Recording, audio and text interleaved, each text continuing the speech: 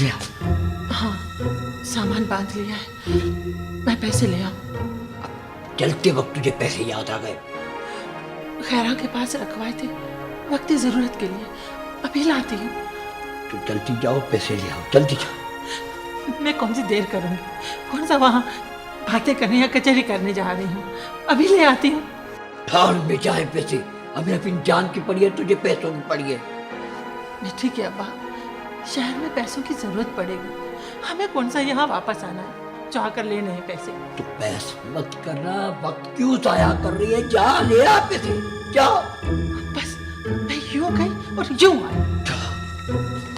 और हाँ, किसको पता मत चले, किसको नहीं पता।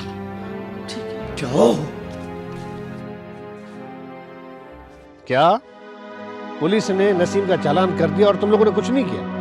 अब ये टके पैसे काम भी मुझे करने पड़ेंगे क्या? बाबा साहब, इंस्पेक्टर कामरान ने बताया कि मामला उसके हाथ से निकल गया है। मतलब? बाबा साहब, कामरान के मुजब केस को डीपीओ दिशान खुद देख रहे हैं। ये सुनकर अब तुम हाथ पे हाथ रख के बैठोगे? नहीं बाबा साहब, मैंने बहुत कोशिश की मगर डीपीओ मेरा फोन ही नहीं उठा रहा था। अरे तो ऑफिस चले जाते। बाबा साहब गया था मगर डीपीओ साहब सीट पर नहीं थे। खैर अब क्या करना है बोलो?